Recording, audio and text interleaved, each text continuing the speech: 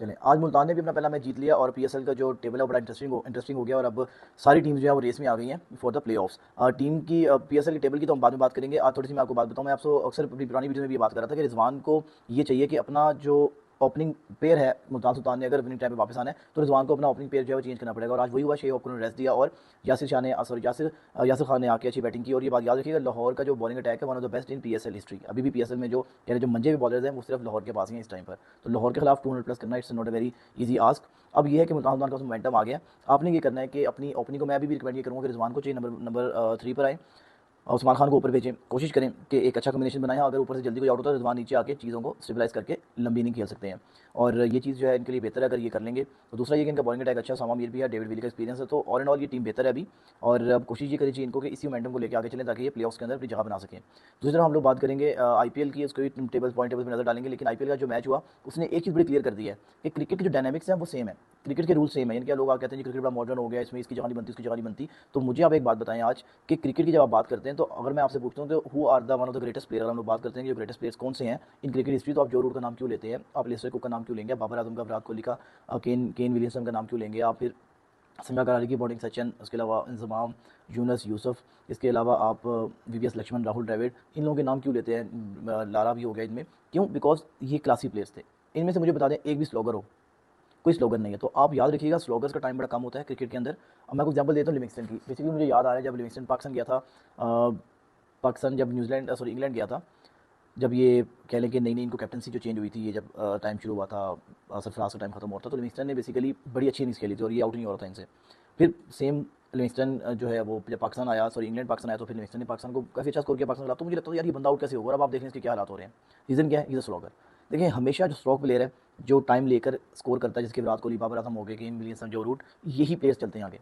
ये स्लोगर्स होते हैं, यकीन कीजिएगा स्लोगर्स का नामो निशान जो है वो चंद सालों के अंदर खत्म हो जाता है। और जो आपके स्ट्रोक प्लेयर्स हैं उनका पूरी क्रिकेट की जब तक रहती है, हिस्ट्री रहती है, इन प्लेयर्स का नाम आ रहा होता है। तो मैं कोई बता रहा था जो एलएसजी का मैच है वो कहाँ पे लूज़ हुआ। बेसिकली एलएसजी ने बड़ा अच्छा स्टार्ट लिया था, पहले 8 ओवरों में 80 प्लस रन थे इनके, लेकिन उसके बाद 12 ओवरों में ये लोग 80 रन भी नहीं स्कोर कर सके। मसला किधर आया इनको कि इनका जो है मिडिल फेज़ और जो एंड वाला फेज़ था वो जो है वहाँ पर इन्होंने कोलैप्स किया और एट द एंड जो है डीसी ने मैच को बड़ी आसानी से जीत लिया। तो अगर अभी भी आपने मॉडर्न क्रिकेट में भी मैचेस जीतने अपने, तो आपको मिडिल ओवर्स के अंदर आकर अपना जो है वो अच्छा स्टार्टअप लेना पड़ेगा कि अच्छा जो है वहाँ पे परफॉर्म करना पड़ेगा और फिर जाकर विकेट्स हैंड हाथ में आपके होंगी तो फिर जाकर आप जो है वो अच्छा फिनिश कर सकते हैं। तो बताने का सिर्फ मकसद ये है कि क्रिकेट की डायनामिक सेम है। आप जो बातें करते हैं स्ट्राइक रेट नहीं, इसका वो नहीं है। आप प्लेयर को टाइम दें।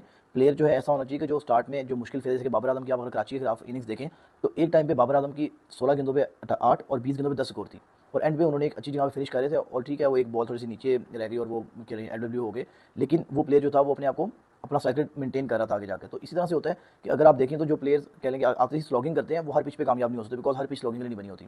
रैंडम सी कुछ पिचेज होती हैं जिसपे आप स्लॉगिंग कर सकते हैं आते साथ ही। मेजोरिटी वो अगर कराची के खिलाफ इनिंग्स देखें तो एक टाइम पे बाबर आजम की 16 गेंदों पे 8 और 20 गेंदों पे 10 स्कोर थी और एंड पे उन्होंने एक अच्छी जगह पे फिनिश कर रहे थे। और ठीक है वो एक बॉल थोड़ी सी नीचे रह गई और वो कह रहे हैं एलडब्ल्यू हो गए, लेकिन वो प्लेयर जो था वो अपने आप को अपना साइकिल मेंटेन कर रहा था आगे जाकर। तो इसी तरह से होता है कि अगर आप देखें तो जो प्लेयर्स कह लेंगे आते ही स्लॉगिंग करते हैं वो हर पिच पे कामयाब नहीं हो सकते, बिकॉज हर पिच स्लॉगिंग के लिए नहीं बनी होती। रैंडम सी कुछ पिचेज होती हैं जिसपे आप स्लॉगिंग कर सकते हैं आते साथ ही। मेजोरिटी वो पिचेज होती हैं जिसपे आपको टाइम लगाना पड़ता है, चीज़ों को समझना पड़ता है। इसीलिए जो है आपके स्ट्रोक प्लेयर्स होते हैं वो नाम बनाते हैं एज कम्पेयर टू स्लोगर्स। तो अब बात कर लेते हैं पीएसएल की। पहले हम लोग बात कर लेते हैं पॉइंट्स टेबल की। तो अगर हम उसको देखें पीएसएल के पॉइंट्स टेबल को अगर हम लोग देखें तो अच्छा जी, चलें सबसे पहले जो है इस्लामाबाद 4 में से 4 इनकी विक्ट्रीज़ हैं। इसके बाद कराची 5 में से 3। अगर ये कराची मैच लास्ट हार जाती तो फिर सिनेरियो स्लाइटली डिफरेंट हो जाता। इसके बाद लाहौर 4 में से 2, फिर ज़ल्मी 4 में से 1, 3 में से 1 कोयटा और 4 में से 1 मुल्तान सुल्तान। अब ये कह लें कि काफ़ी ओपन हो गया टेबल और यहाँ पर जो है आप कह सकते हैं कि हर टीम जो है वो इक्वल चांस रख रही है और लग रहा है कि अभी थोड़ा सा टक्कर होगी, अभी मज़ा आएगा थोड़ा सा इंशाल्लाह प्लेऑफ्स के लिए जो इनकी रेस होगी। अच्छा हम लोग बात कर लेते हैं आईपीएल के टेबल की। आईपीएल का टेबल कुछ इस तरह से है कि जीटी जो है वो नंबर 1 पे है 8 में से 6 मैचेस जीतने के बाद। फिर उसके बाद आ जाती है आपकी दिल्ली कैपिटल जो आज अच्छा मैच जीते। उसके बाद आरसीबी 8 में से 5 और नंबर 4 पे पंजाब की टीम है।